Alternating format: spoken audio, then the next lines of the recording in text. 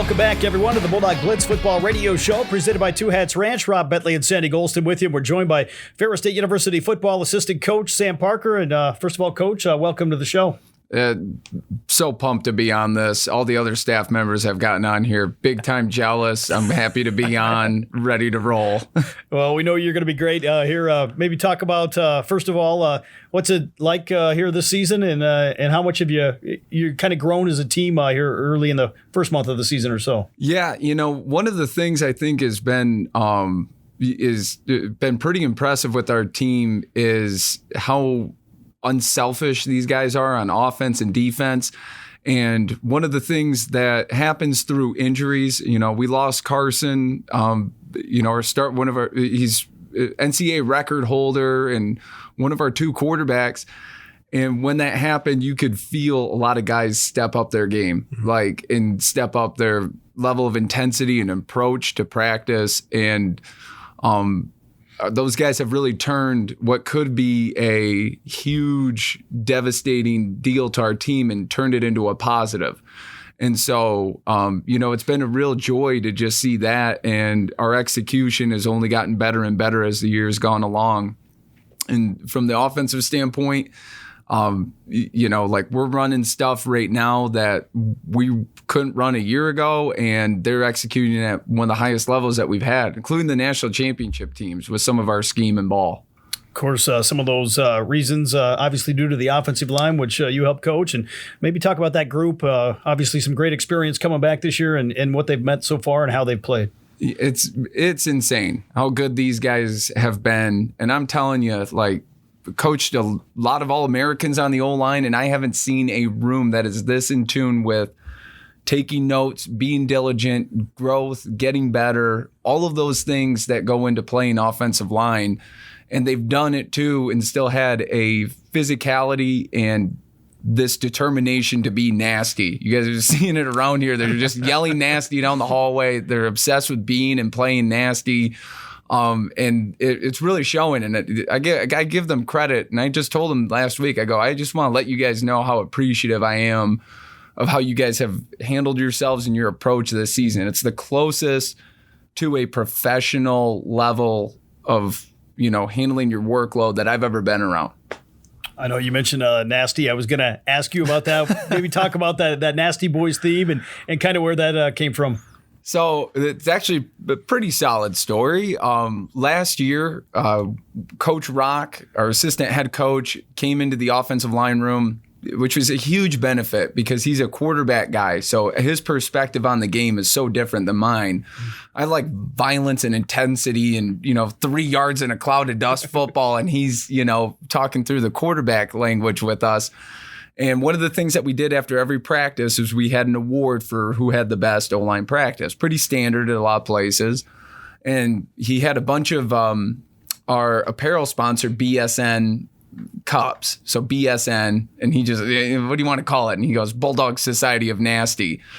And so that caught on really hot with our guys. And by the end, it was like a spring ball, it was practice 12 or whatever. And I just remember being at practice and they were screaming nasty at each other. They're yelling in each other's faces. They just kept saying nasty.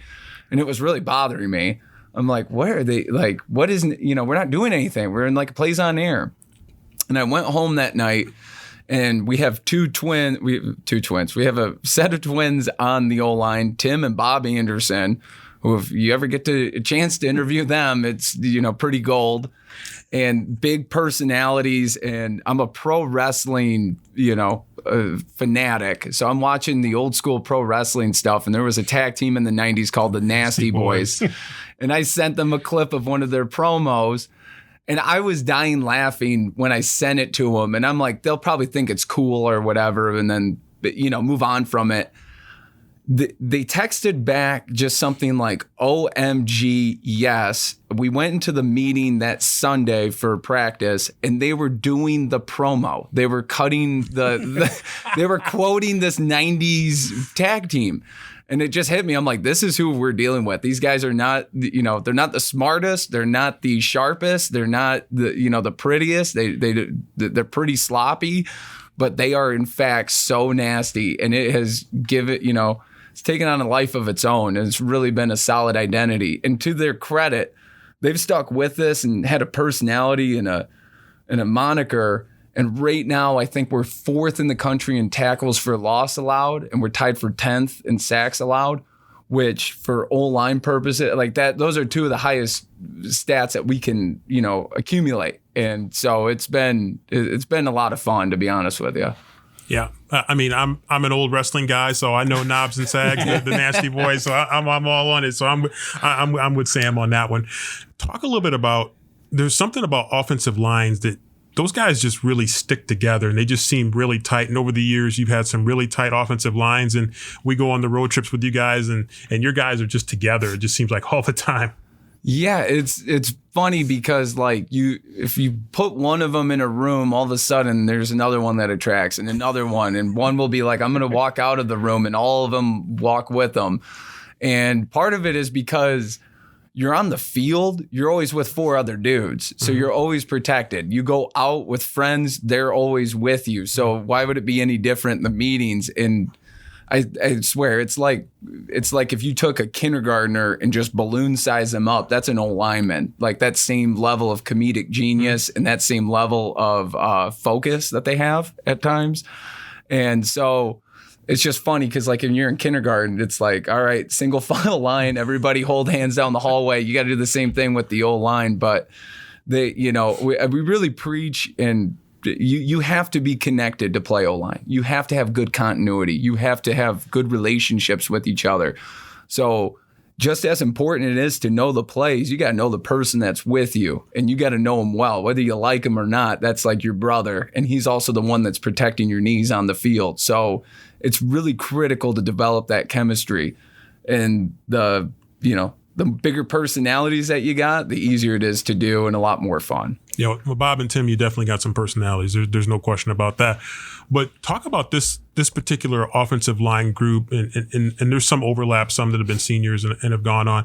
But these guys have really grown up together, and because it was a few years ago, we were talking about you had a really young offensive line. Talk about their growth from when they started out as young guys, and now they're maturing together, and you're still relatively young on the offensive line. Travis is the senior guy, but you're still relatively young on the offensive line. It's insane. Last year I knew we were going to take our lickings because we had,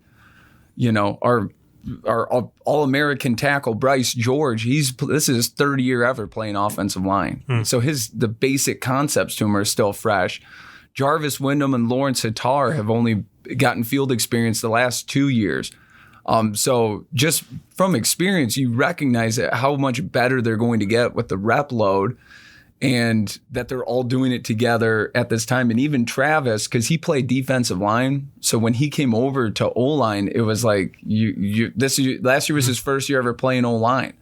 So with that, your growth is just through the roof. And now they're getting into that phase of learning scheme and ball and advanced, learning and stuff.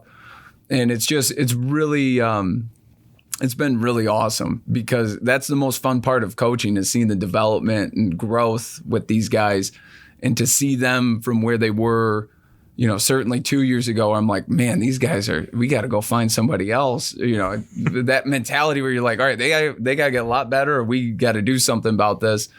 And they got a lot better and put in the time, and now they're reaping, the benefits of that. Yeah.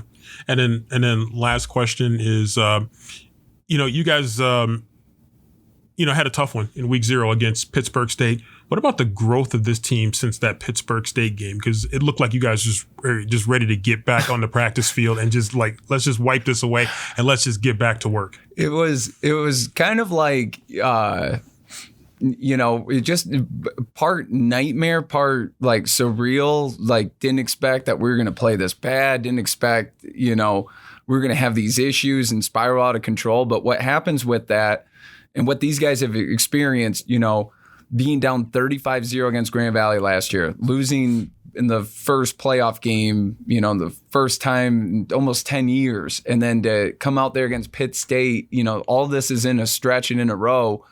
For them to come out and, us to get beat down like that, at a certain point through your experiences, you're like, okay, when we get down into this situation, I know how I'm going to react. Okay, I'm not going to let this, dwell and fester.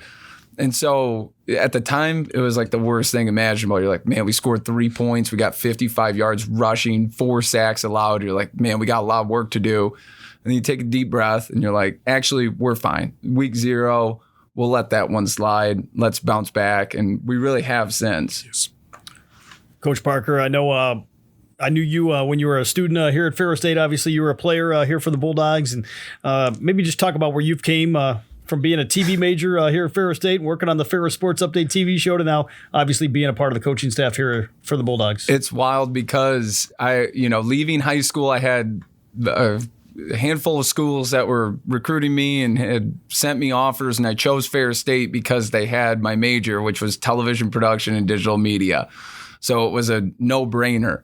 And, I get done and I actually worked in the field. I was a grip. I was a production assistant. And at a certain point, I'm like, you know what? I'm really not that good at this. And I need to find something I'm good at.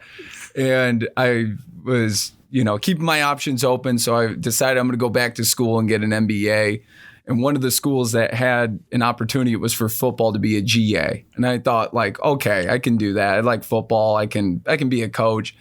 And it was probably something like 2 hours into making that decision. I was like, I'm a coach. I don't need to get an MBA. I'm going to coach football. This is who I am.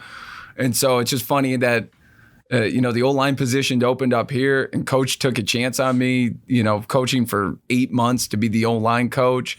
And ever since then, it's been like, it's unbelievable. And it's also funny, too, to be, on campus at my alma mater and like, talking with you right now, Rob, like it's funny that, 10 years ago or 12 years ago, I'm behind a camera and, giving you the production signs and all of that and how quickly, your role switches. But it's been an unbelievable experience being here at Ferris and to go from, like getting screamed at for running a switcher wrong or not miking somebody appropriately to now I'm getting yelled at for different reasons, but it's the same intensity. Speaking of getting yelled at, obviously, maybe talk about that relationship you have with Coach Anise and what it's meant. You had your brother on staff for a while. I know your dad worked for Coach Anise and he's been around the program. Maybe just talk about that relationship. I compare our staff meetings to somewhere between Thanksgiving dinners and the aftermath of a Thanksgiving dinner when politics get brought up. That it's family, so your arguments happen. Not only I've known Coach. My dad worked or coached for him when he was at Muskegon High school football coach. My mom also worked at the high school with Coach Anise. My brother went to that high school. So I've known Steve since the year 2000, Coach Hodges since then. Tesfa recruited me at Saginaw when I was a high school player. So in Grant Caserta, I've known since I was in middle school when we had a track meet at West Ottawa. So it's like these long lasting relationships. And so there's no uncomfortableness or the communication barriers are open. We've all been at the worst elements of communication with one another. There's no awkward tension, but there is tension when we all get in an argument over something because it's no longer like staff, it's family. And I always love being with family than I do with, general coworkers. And so that's the vibe that we have every day and very long lasting. And finally here, before we let you go, maybe talk about your own family and obviously being a part of the Big Rapids community and what that's meant here for you and your family. Yeah, it's pretty wild. I'm closer to being a quote-unquote townie with how long I've been in Big Rapids. And it's something that I'm like, man, I'm like 1 year away from living in Big Rapids longer than I lived in Muskegon growing up. And the relationships that I've formed, with everybody from Ferris to other community people like Pat Curry and Bruce Borkovich and, Joe and just a lot of guys that you go around town and you see, and it's pretty nice, like a small town vibe where everybody. And, it's also funny too, because like you said, my dad and my brother were on staff here. So it's kind of like people know the Parkers in Big Rapids, and that's so foreign to me because it's like, no, we're from Muskegon. Like, that's where people know us, but then we're up here, and it's we're pretty connected and, ingratiated with the community. Well, Sam, it's been great to have you on the show. I think you just set the record for the longest interview we've done so far. So What a good one. 15 minutes, so it's been a great one. It was a great one, though. I appreciate that. 10 and we're out. 5 over. Who cares? There we go. We'll be back with more of the Bulldog Blitz football radio show after this break.